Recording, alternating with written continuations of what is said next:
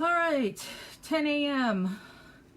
I got to pull up the filing that Kathleen did yesterday on that DNA testing. So hold on, I was doing stuff that, so I'm behind schedule here in getting set up. Is this not going to work? Let's go.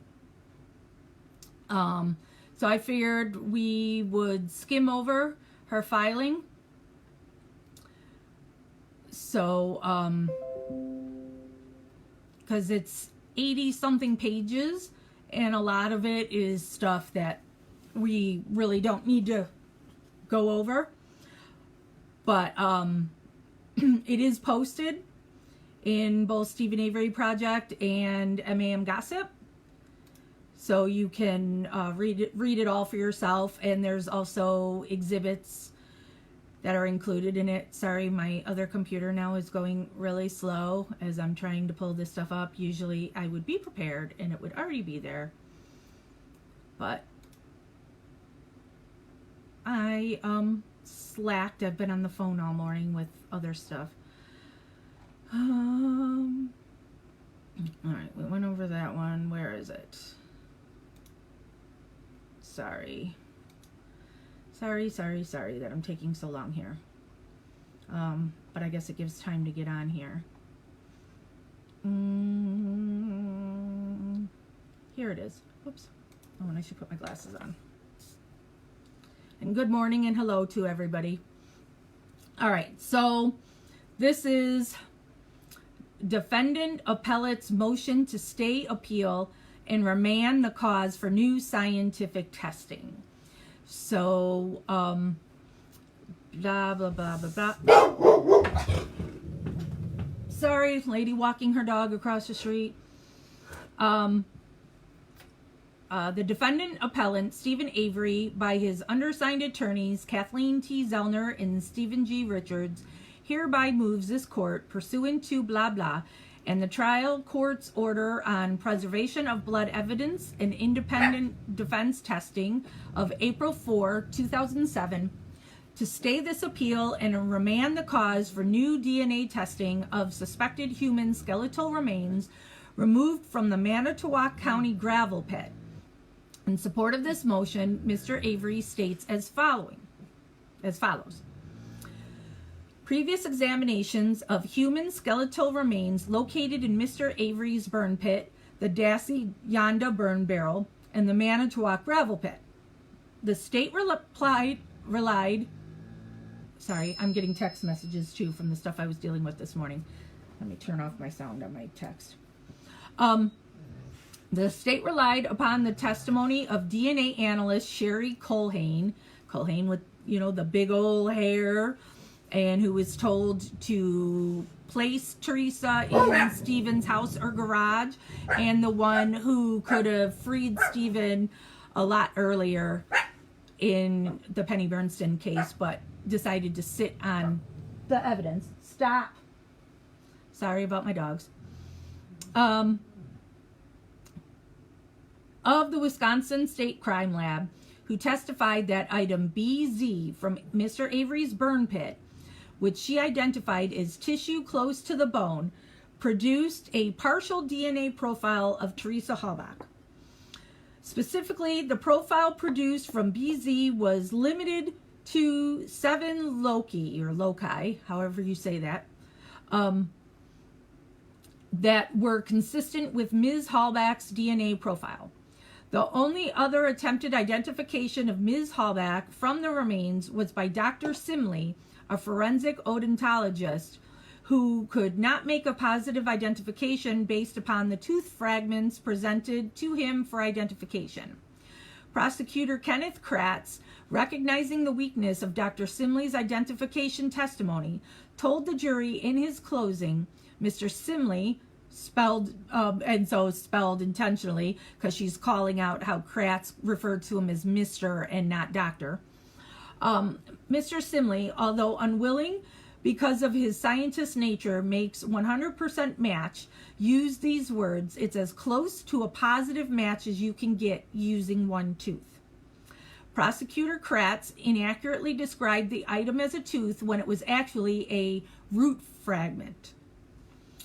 Forensic anthropologist Dr. Leslie Eisenberg was unable to identify the bone fragments behind Mr. Avery's garage as anything other than those of an adult female, no older than between 30 to 35 years of age. Dr. Eisenberg also identified human bones from the Dassey Yanda burn barrel, but she did not offer an opinion that the bones were female or of a certain age. Dr. Eisenberg testified that there was a possible human pelvic bone in the Manitowoc gravel pit.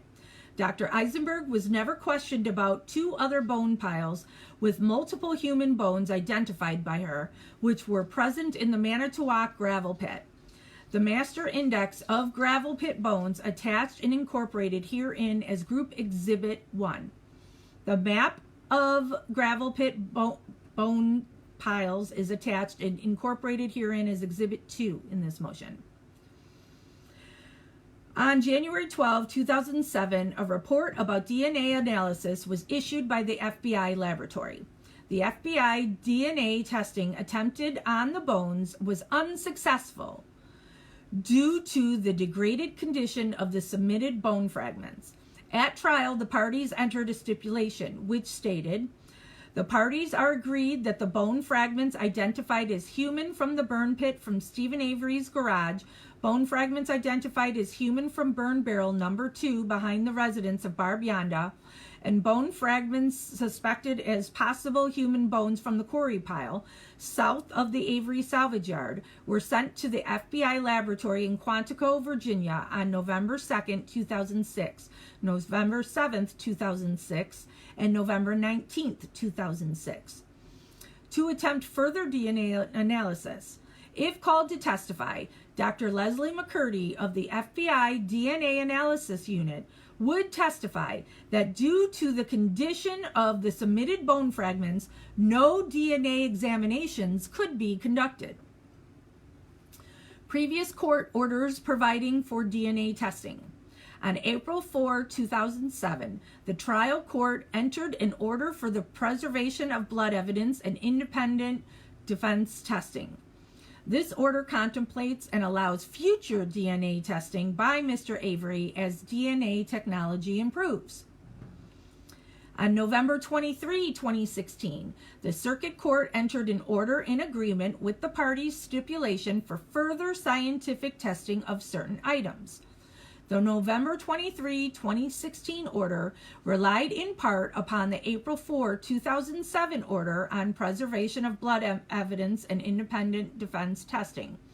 Along with certain items of blood evidence, the parties agreed that the Circuit Court ordered re-examination of non-blood items of evidence. Specifically, the order allowed retesting of item C, the Toyota key recovered from Mr. Avery's bedroom, and item FL, a bullet fragment recovered from Mr. Avery's garage.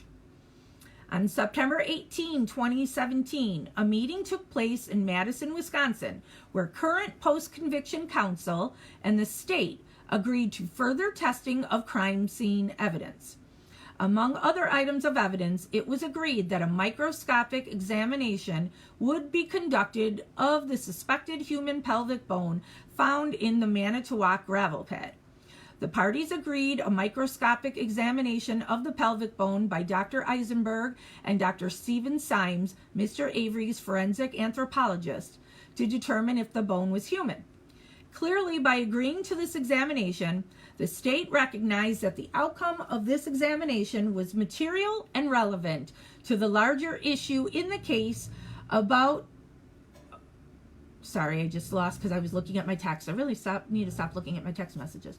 About the location of the murder and mutilation of Ms. Halbach's body. Prior to the parties being able to complete this microscopic examination, the Circuit Court, without awareness of the parties' agreement, dismissed Mr. Avery's motion for post-conviction relief. The Circuit Court's action in dismissing the appeal and denying Mr. Avery's motion to reconsider and its supplements is an issue in Mr. Avery's pending appeal. Location of the bones was critical to the state's prosecution of Mr. Avery for the murder of Ms. Halbach. The location of the bones in Mr. Avery's burn pit,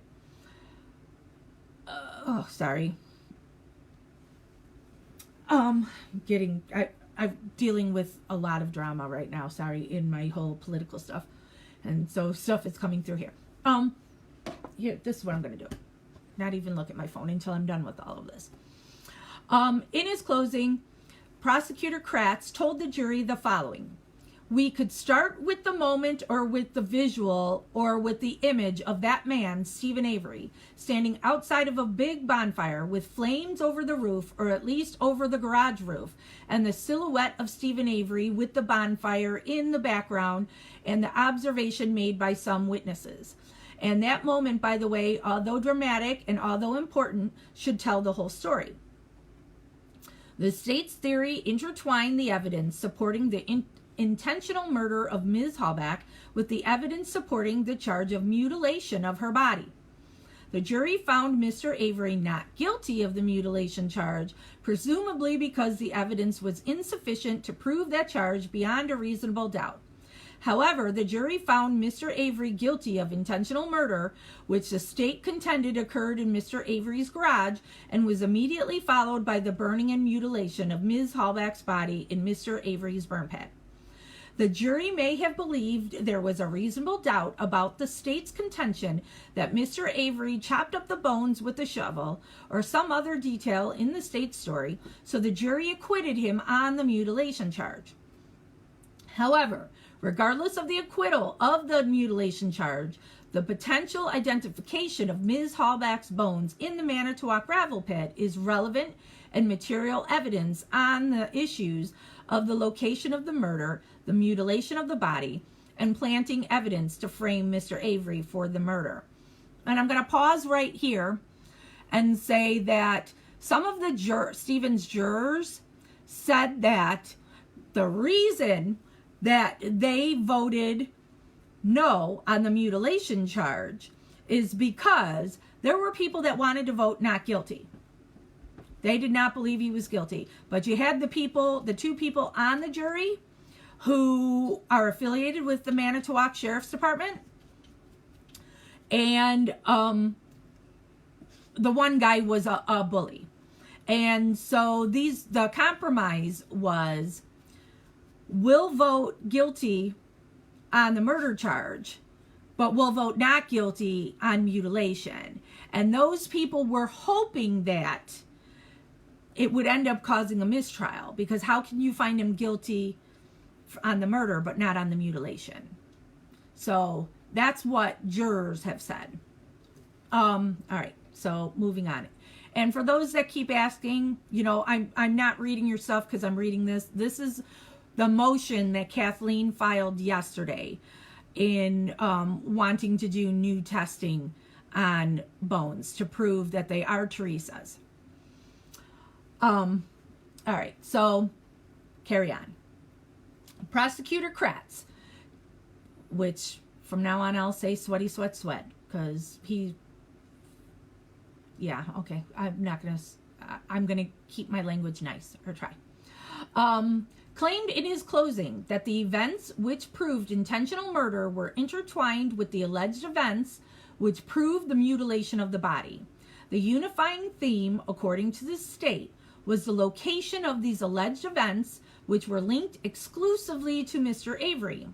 According to the state, the murder allegedly occurred in Mr. Avery's garage.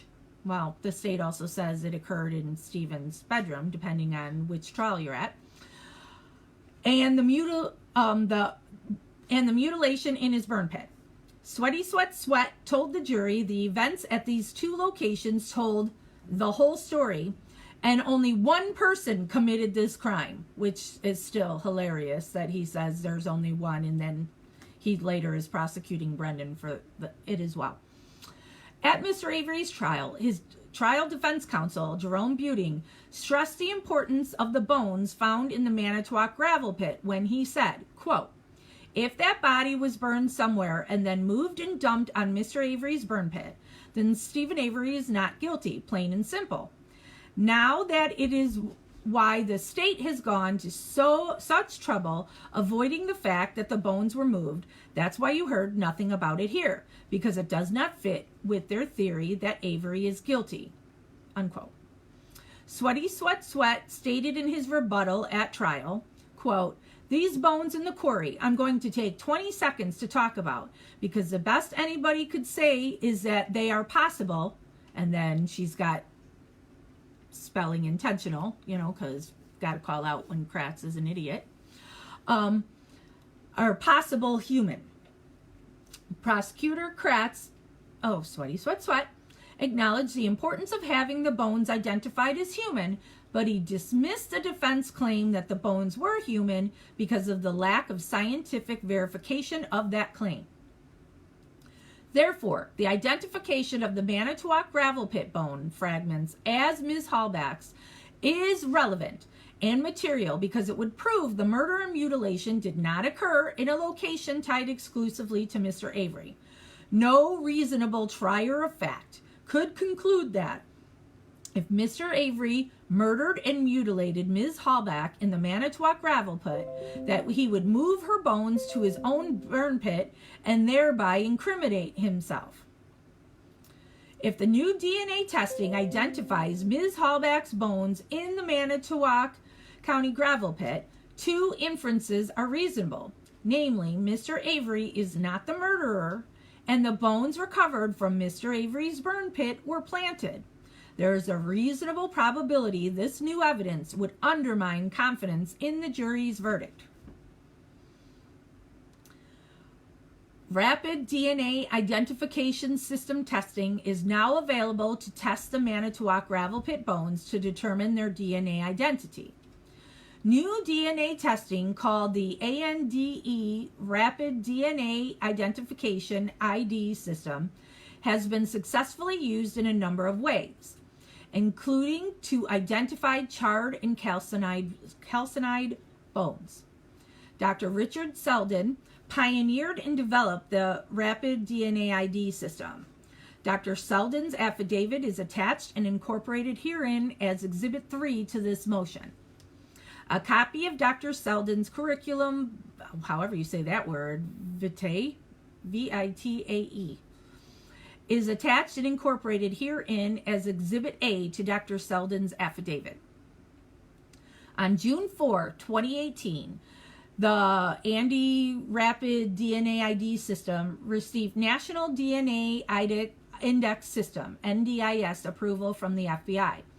The approval allows all accredited forensic DNA laboratories to utilize the ANDE system for the processing of buccal swabs and to submit DNA ID data to the Federal DNA Database, CODIS, and to search CODIS with data generated from the ANDE system. The FBI has publicly stated that it intends to allow NDIS-approved rapid DNA systems to be utilized to test arrestees while in custody in police booking stations as required by the Federal Rapid DNA Act of 2017, passed unanimously in the House of Representatives and Senate. The ANDE Rapid ID system has also been successfully used to identify DNA from calcined, because I keep wanting to say calcinized, uncharred bones. A recent application of the system has been successful in identifying victims from the November 2018 campfire in Butte County, California. Sorry, I'm really bad with my words today. Working under the authority of the Sheriff Coroner of Butte County and in close collaboration with the Coroner of Sacramento County, the ANDE system was successfully generated DNA IDs from approximately 85% of the cases, most of which were generated within 7 days. The wildfire victims' bones were in a highly degraded condition from the fire, as are the bone samples in the instant case from the Manitowoc gravel pit. On December 6, 2018, current post-conviction counsel contacted Dr. Selden on behalf of Mr. Avery for the review of photographs and laboratory reports in Mr. Avery's 2007 criminal case, The items Dr. Selden reviewed are as follows, and we don't need to read all those. Each of the above listed items of evidence was recovered from the Manitowoc County gravel pit. Based upon Dr. Selden's review of the items listed above and his education, training, and experience, in his opinion, to a reasonable degree of scientific certainty, that there is a reasonable likelihood of more accurate and probative results being obtained from these samples if processed using Andy Rapid DNA technologies, which would reveal the DNA ID of these bones.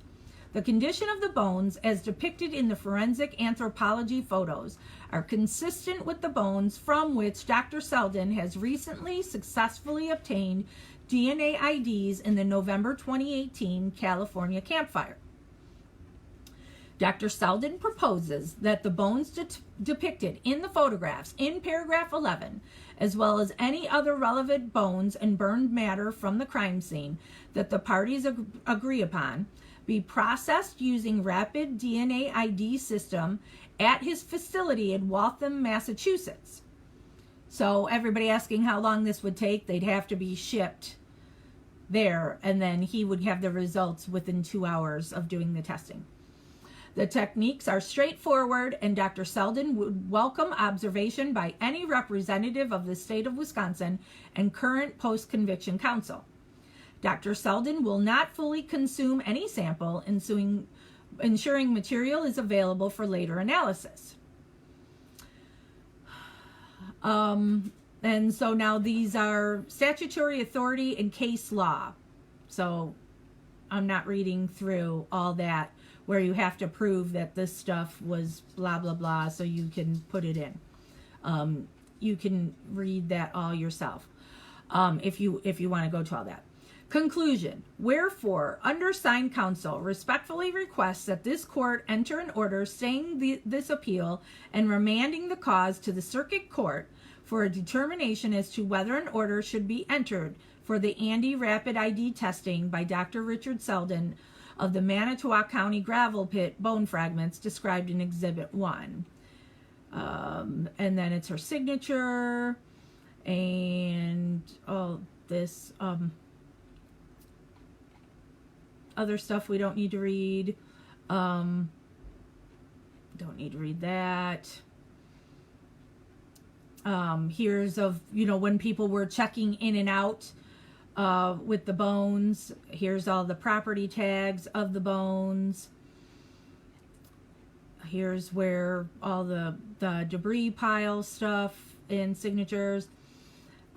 Here's a picture of a CD that Fassbender does not have, that is image exhibits. And then there's an affidavit of the doctor who, just goes into who he is and what he knows and all that, and we don't need to read any of that. He said, let's see. Based upon my review of Exhibits C and D, the FBI laboratory did not attempt to develop any DNA identification from the remains recovered from the quarry piles south of the Avery salvage yard. I believe there is value in applying this new technology to such samples that have previously been deemed of high importance. Based upon my review of the forensic anthropology photos in Group Exhibit B, it is my opinion, to a reasonable degree of scientific certainty, that there is a reasonable likelihood of more accurate and probative results, that the samples would generate DNA identifications if processed using Andy Rapid DNA technologies. The condition of the bones as depicted in the forensic anthropology photos are consistent with the bones from which we have recently successfully obtained DNA IDs in the devastating November 2018 California campfire. I propose that the bones be processed using rapid DNA technology at our facility in Waltham, Massachusetts. Our techniques are straightforward, and I would welcome observation by any representative of the state of Wisconsin. Furthermore, we would not fully consume any sample, ensuring material is available for later analysis. And then his signature. And now here's all his education and jobs and research and teaching and books and patents and scrolling. Places that use the technology. And then here are the photos of the different bone fragments. So scrolling through, I think that's it. I don't think there's anything after the photos.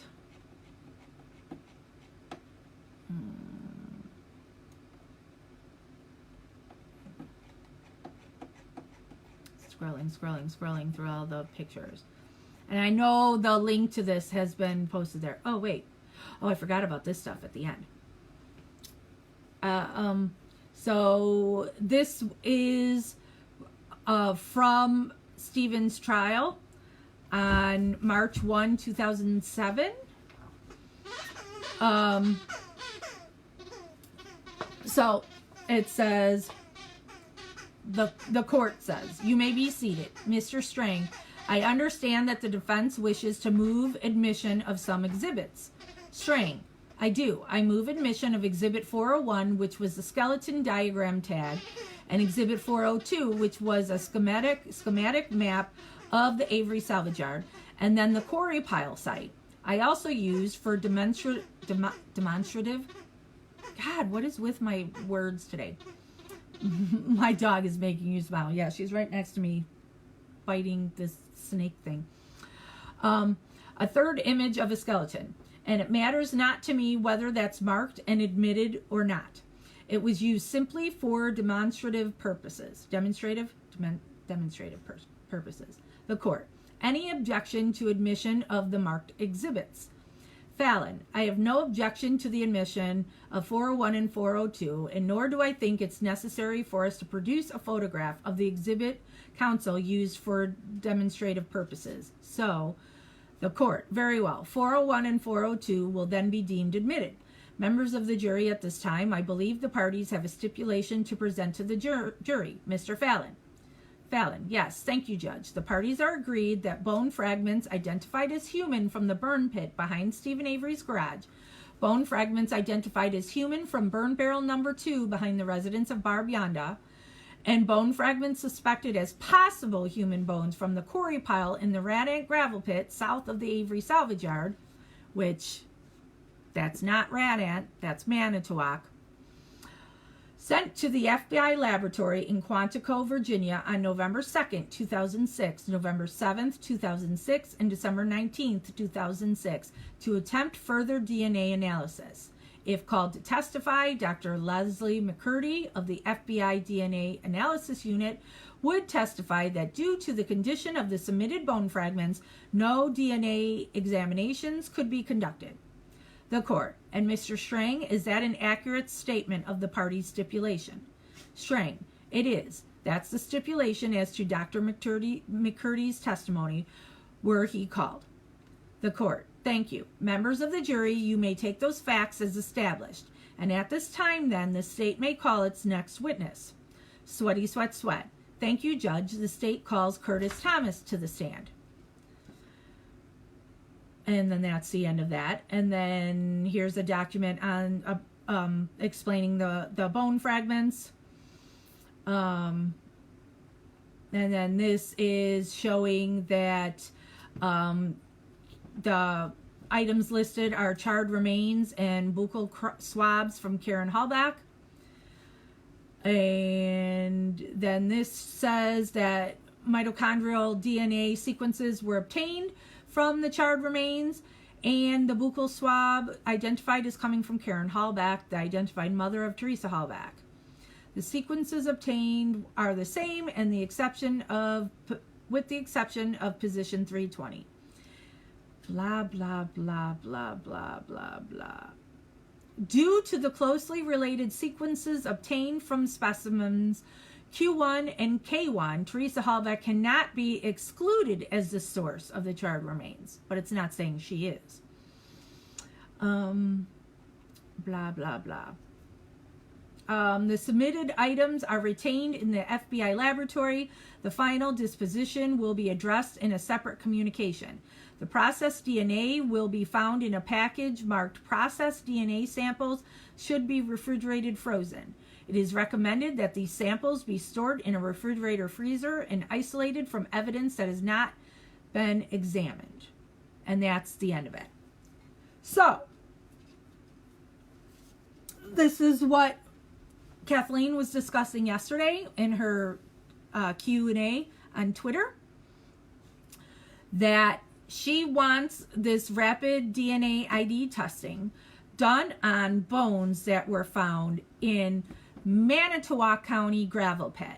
And we've had the pictures posted that you can see that the Manitowoc County gravel pit is not right next to Avery Salvage Yard. It's actually across the road. You have to cross the street, the Jumbo Creek Road or whatever. It's on the other side over there. So if Teresa's bones are found over there, why would there then be any bones back at Stevens and Barb's and the quarry, the rat ant quarry that's behind there? So this would point to that Teresa was possibly murdered and mutilated at the Manitowoc gravel pit. So Sweaty Sweat, did he lie? Or is he just mistaken when he says, oh, this is just at, so it's just like what he's done with Bobby's computer. Oh, that's Brendan's computer, and they're not using Brendan in Stephen's case, so, we're not going to look at the computer because it means nothing. It's Brendan's, and Brendan's not in here. So, he's doing the Jedi mind trick on the Manitowoc gravel pit. No, don't. We don't even know if these are human. It's not for sure these are human. Blah, blah, blah. Let's look over here. So, if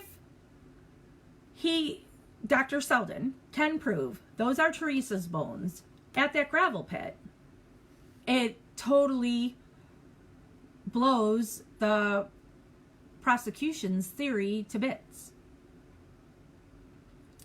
So you have to give Stephen a new trial with this new evidence that was Teresa's bone over there. So, and this means since she filed this yesterday, there will not be any filing on Thursday. I know we've talked about, this big filing, but that filing she was to do on Thursday would supplement things that have already been submitted, where now this is new evidence. So you go to a different spot for that. And so some of the things that I was reading in there is because Zellner's team came to an agreement with the state that bones would be made available for future testing. So this testing only became available in June of this year. So, why would the state say no to this? Well, we already know what they're going to try. They're going to say that this is horrible to do to the Hallback family, that they just want this to go away so they can go on with their lives. So that's what they're going to try and use. But no, you need to know what really happened to Teresa. Brenda, how long will it take to hear if they can be tested? It should be within days. It should be quick, from what I've been told. And the bones are at the Attorney General's in Wisconsin, so they would have to be shipped to Massachusetts, where the doctor was. So, I'm sure it gets shipped very fast. And then they say they'll have the results in 2 hours. And Kathleen said in her Q&A yesterday, that should give him automatic retrial, new trial. So this doesn't mean he's walking out the door. I know people jump to that right away, but you know, our system still takes a while. So but he would get a new trial. So that's where we're at. So we're just waiting to hear if they're approving the testing on these bones that were found in the Manitowoc gravel pit. Not what Sweaty Sweat Sweat called the Ranat quarry. So, Brooke, bones were tested, but they didn't have the technology that there is now. So, the bones were burned. So, but now this guy can test these bones. So, there we are. I don't want to stay on here real long. We were on long here yesterday, and then I was long in MAM Gossip after that to go over it. I don't know if I'm going to go live in Gossip on this or not. Maybe this will just suffice, that I can just share this video over and there and not have to read all that again. Jessica, are you a follower of the story or a family member? No, I'm not family. I run Stephen Avery Project and MAM Gossip. I am just a supporter. So, all right. So, going to call this to an end. And we will go live when we hear anything else.